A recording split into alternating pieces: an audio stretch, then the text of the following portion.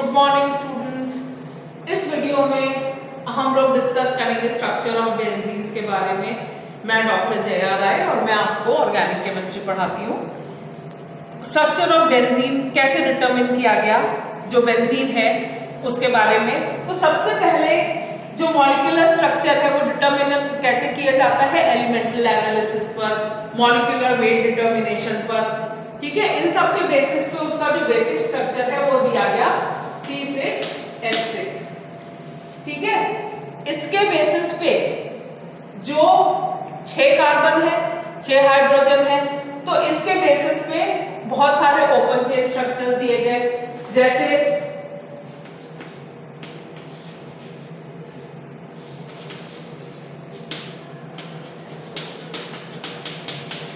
ये स्ट्रक्चर दिया गया,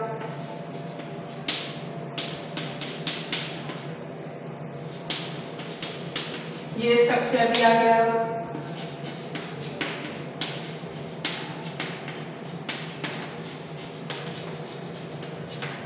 इस तरह के बहुत सारे इसके ओपन चेन स्ट्रक्चर्स दिए गए। ठीक है, पर इन स्ट्रक्चर से इसकी जो प्रॉपर्टीज है वो एक्सप्लेन नहीं हो पाई। जो इसका सबसे बड़ा इसका जो प्रॉपर्टी है ये बहुत अनरिएक्टिव होता है, वो इससे इस स्ट्रक्चर से नहीं प्रूव हो पाया। तो फिर इसके बाद में इसमें कि डबल बॉन्ड एग्जिस्ट कर रहा है कि ट्रिपल बॉन्ड एग्जिस्ट कर रहा है, ये भी स्ट्रक्चर से मतलब इसके नहीं क्लियर हो पाया। इसके बाद अगला इसमें क्या किया गया, जो अगला स्टडी की गई वो की गई कि देखें कि इसमें कितने नंबर ऑफ बॉन्ड्स एग्जिस्ट करते हैं। तो सबसे पहले इसका रिएक्शन कराया गया हेलोजन्स के साथ में। तो ये पाया गया हेलोजन्स क्या करते हैं, जो डबल बॉन्ड है उसमें जुड़ेंगे और उसको खत्म कर देंगे, है ना। तो 3 मॉलिक्यूल्स ऑफ हेलोजन्स इससे जुड़े और इसने C6H6X6 का फॉर्मेशन कर दिया। इसका मतलब क्या हुआ कि इसमें 3 डबल बॉन्ड है। ठीक है, क्लियर है। C6H6 ने 3 मॉलिक्यूल्स ऑफ X2 हेलोजन से रिएक्ट किया और C6H6X6 का फॉर्मेशन कर दिया। फिर ओजोन के साथ इसका ट्रीटमेंट किया गया। तो 3 मॉलिक्यूल्स ऑफ ओजोन इसने लिया और इसने C6H6O9 का फॉर्मेशन कर दिया। ठीक है, ट्राइओजोनाइड फॉर्म कर रहा है। तो इससे भी ये चीज क्लियर हुई कि इसमें 3 डबल बॉन्ड है। फिर इसका हाइड्रोजनेशन किया गया कैटलिस्ट की प्रेजेंस में। तो इसका C6H12 का फॉर्मेशन हुआ। इससे भी ये प्रूव हुआ इन तीनों से कि इसमें 3 डबल बॉन्ड्स हैं। ठीक है, तो अब एक चीज क्लियर हो गई कि बेसिक फॉर्मूला है C6H6 और उसमें 3 डबल बॉन्ड एग्जिस्ट कर रहे हैं। ठीक है, अगला जो इसका स्टडी किया गया,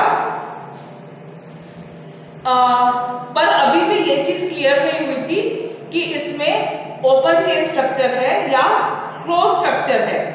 तो यहां पे क्या हो रहा था कि कंप्लीट सैचुरेशन यहां पर हो जा रहा था।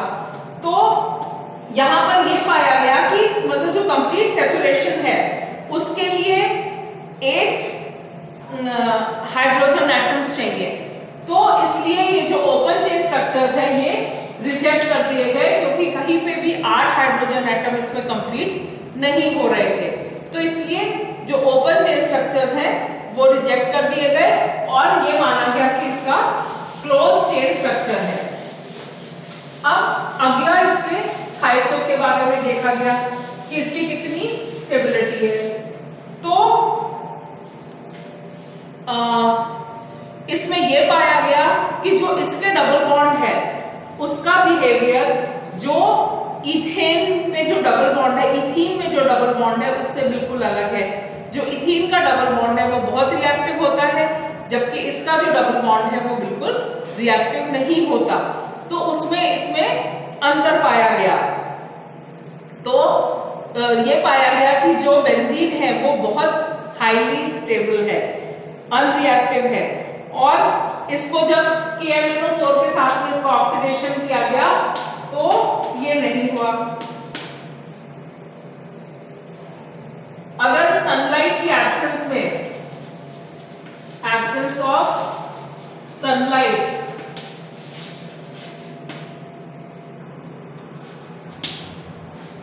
एब्सेंस ऑफ सनलाइट में ये क्या करता है, ये substitution reaction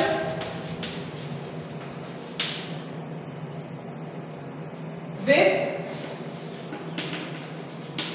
halogens in presence of a halogen carrier ये देता है, और हैलोजन एसिड से रिएक्ट नहीं करता।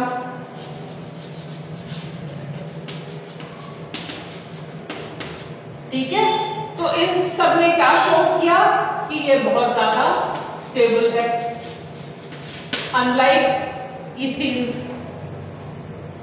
फिर जो नेक्स्ट स्टडी की गई वो ये देखा गया कि इसका साइक्लिक स्ट्रक्चर है कि नहीं है। तो इसके लिए क्या किया गया,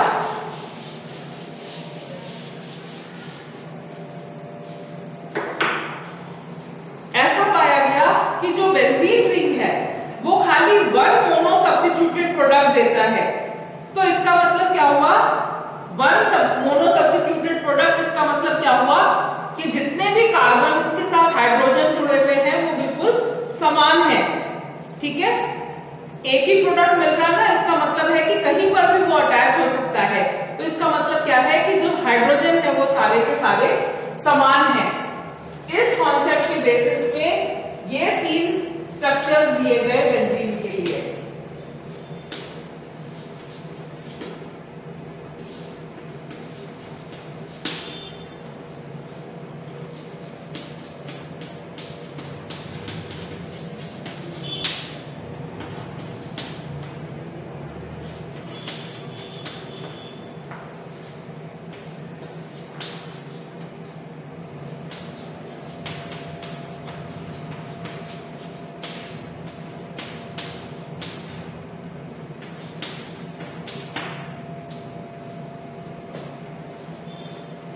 ये स्ट्रक्चर्स दिए गए।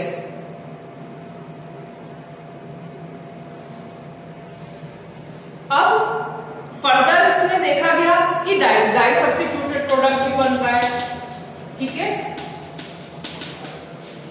तो जो डाई सब्स्टिट्यूटेड प्रोडक्ट बन रहा है, 3 डाई सब्स्टिट्यूटेड प्रोडक्ट बन रहे हैं। फर्दर देखा गया तो जो 3 डाई सब्स्टिट्यूटेड प्रोडक्ट थे, ना वो ये स्ट्रक्चर सपोर्ट कर रहा था, ना वो ये स्ट्रक्चर सपोर्ट कर रहा था, है ना। इन दोनों में ही 3 डाई सब्स्टिट्यूटेड प्रोडक्ट नहीं बन सकते। तो सिर्फ एक ये स्ट्रक्चर है जो सपोर्ट कर रहा था कि 3 डाई सब्स्टिट्यूटेड इसमें प्रोडक्ट बन सकते हैं। तो 1865 में केक्यूले ने प्रपोज किया, ठीक है, और उस स्ट्रक्चर को काफी एक्सेप्टेंस भी मिला। उसने केक्यूले ने क्या बोला कि इसमें 6 कार्बन और हाइड्रोजन है, सारे बराबर हैं, सब प्लेन में हैं, और इससे अपन ये भी कर सकते हैं कि इसमें 6 क्लोरीन जुड़ रहे थे, या इसमें 6 हाइड्रोजन जुड़ रहे हैं, 9 हाइड्रोजन जुड़ रहे हैं, वो भी इससे एक्सप्लेन हो रहा था, और एसिटाइलिन से इसका फॉर्मेशन हो जा रहा था।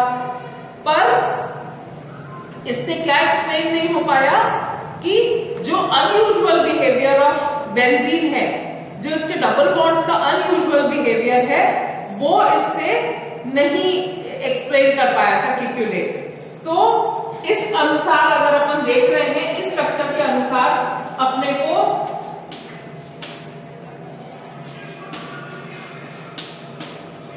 ऑर्थो, मेटा और पैरा, ठीक है, और 2 ऑर्थो प्रोडक्ट मिल जा रहे हैं अपन को इससे, देखिए, ठीक है, 2 इसमें अपने को पैरा प्रोडक्ट आइडेंटिकली मिल रहे हैं, 2 ऑर्थो 2 मेटा और 1 पैरा प्रोडक्ट इसमें अपने को फॉर्म हो जा रहा है। तो इससे ये प्रूव हो रहा था कि ये स्ट्रक्चर काफी हद तक सही है। जो सेकंड ऑब्जेक्शन था जो कैक्युले का, उसको प्रूव करने के लिए उसने ये बोला कि जो डबल बॉन्ड है वो रैपिड ऑसिलेशन स्टेट में है। मतलब अगर वो ये नहीं प्रूव कर पाया था कि इस स्ट्रक्चर से ये नहीं प्रूव हो रहे थे कि इसके 2 स्ट्रक्चर, इसके 2 स्ट्रक्चर और ये एक स्ट्रक्चर, ये फॉर्मेशन हो रहा है। इसके अनुसार एक का ही फॉर्मेशन हो रहा था, पर इन प्रैक्टिस ये चीज देखी गई। तो इसको एक्सप्लेन करने के लिए ये एक्सप्लेनेशन दिया गया कि जो डबल बॉन्ड है वो एक दूसरे से रैपिड ऑसिलेशन, बहुत तेजी से डबल बॉन्ड एक दूसरे में कन्वर्ट, अपनी पोजीशन चेंज करते रहते हैं। एक स्ट्रक्चर में आप देखिए इनके के बीच में है, दूसरे स्ट्रक्चर में इनके बीच में है। तो कुल मिला के ये डीलोकलाइजेशन ऑफ इलेक्ट्रॉन्स हो रहा है। और इसको सपोर्ट करने के लिए उसने फर्दर क्या किया कि ओजोन के साथ में इसका ट्रीटमेंट किया।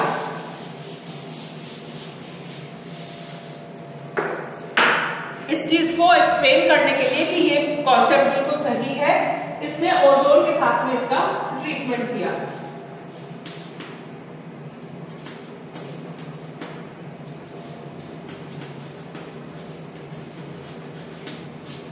तीन मॉलिक्यूल्स ऑफ ओजोन के साथ में इसका ट्रीटमेंट हो रहा है। तो ये प्रोडक्ट देखिए बना, ये क्या होगा, जहां जहां डबल बॉन्ड होगा ये CH3,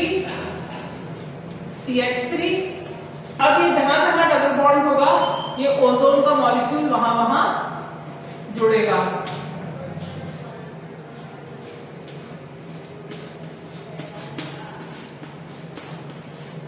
ठीक है। और नेक्स्ट स्टेप में क्या होगा, इसकी हार्डनेसेस होगी।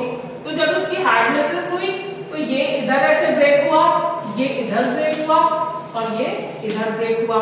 तो इसके हार्डनेसेस के बाद में इसने क्या बनाया, हाइड्रोलिसिस के बाद में ये बना 2 molecules of CH3C double bond O CHO plus CHO ग्लाइऑक्सिल और मिथाइल ग्लाइऑक्सिल।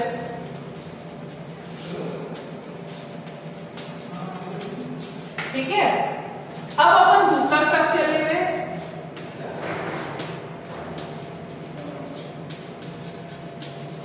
यहां पर जो डबल बॉन्ड की पोजीशन है वो ये हो गई। ठीक है। अब इसका 3 मॉलिक्यूल्स ऑफ ओजोन के साथ में रिएक्शन करा रहे हैं। तो यहां पे क्या हुआ,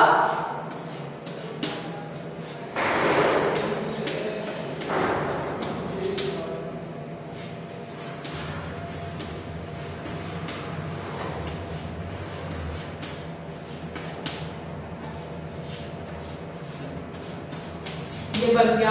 ठीक है। अब इसकी अगर अपन हार्डनेसेस करा रहे हैं तो ये क्या बन रहा है, ये बना। ठीक है। अब इसका जब अपन हार्डनेसेस करा रहे हैं तो ये क्या प्रोडक्ट बना, ये प्रोडक्ट बना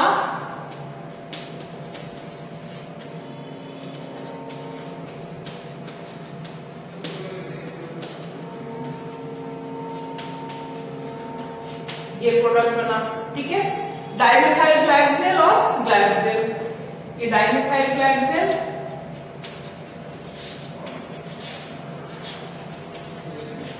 ये दोनों रिएक्शंस क्या शो कर रही हैं कि जब अपन ओजोन के साथ में इसकी अभिक्रिया कराते हैं तो अपने को क्या मिल रहा है, एक मॉलिक्यूल, एक मिथाइल ग्लाइक्सिल, 3 मॉलिक्यूल्स ग्लाइक्सिल और एक डाइमिथाइल ग्लाइक्सिल। यही बना ना, आप देखिए पहले वाले में बना मिथाइल ग्लाइक्सिल एक और एक ही ग्लाइक्सिल, यहां पर डाइमिथाइल ग्लाइक्सिल और 2 मॉलिक्यूल्स ऑफ ग्लाइक्सिल। तो जब हमने इसकी अभिक्रिया ओजोन के साथ में कराई तो हमको एक मिथाइल ग्लाइक्सिल, एक डाइमिथाइल ग्लाइक्सिल और 3 ग्लाइक्सिल के मॉलिक्यूल्स मिले। और जब प्रैक्टिकल करके देखा तो ये बात बिल्कुल सही पाई गई। सही है कि जो डबल बॉन्ड्स है वो कांस्टेंट चेंज हो रहे हैं। जब वो इस पोजीशन में है तो वो प्रोडक्ट बन रहा है, इस पोजीशन में है तो ये प्रोडक्ट बन रहा है। तो इससे ये बात बिल्कुल प्रूव हो गई कि ये बात बिल्कुल सही है। तो अब इन सब चीजों को, इन कॉन्सेप्ट्स को लेते हुए बहुत सारे स्ट्रक्चर्स प्रपोज किए गए और उन स्ट्रक्चर्स को, जैसे क्लॉज ने स्ट्रक्चर दिया, उसने क्या बोला कि ये बेंजीन रिंग है और इस तरह से इसके जो अनपेयर्ड इलेक्ट्रॉन्स हैं ये एक दूसरे के ऊपर ओवरलैप करते हैं, इस तरह से इसकी वैलेंसी सेटिस्फाई हो रही है। तो ये क्लॉज का डायगोनल स्ट्रक्चर था, फॉर्मूला था। दीवार ने जो स्ट्रक्चर दिया वो ये दिया, ये दीवार ने दिया, ये लेडेनबर्ग ने दिया,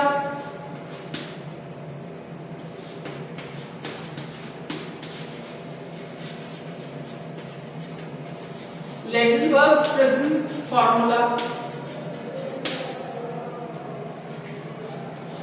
बेयर और आर्मस्ट्रॉन्ग ने बोला कि इसकी जो थर्ड वैलेंसी होती है वो इस तरह से अपने को सेंटर की तरफ कंसंट्रेट करके रखती है।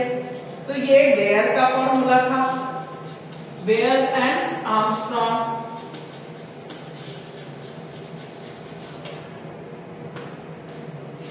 थील ने बोला कि जो थर्ड वो इस तरह से अपने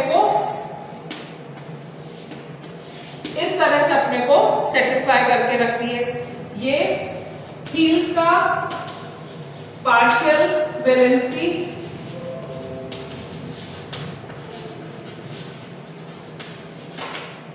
फॉर्मूला था, ठीक है। पर इन सबके बेसिस पर यही पाया गया कि जो केक्यूलो का स्ट्रक्चर है वो मोस्ट एक्सेप्टेड स्ट्रक्चर है और वो क्या है, केक्यूले और दीवार का स्ट्रक्चर मिलके ये स्ट्रक्चर का फॉर्मेशन करता है जो इसकी स्ट्रक्चर को 100% एक्सप्लेन कर पाता है।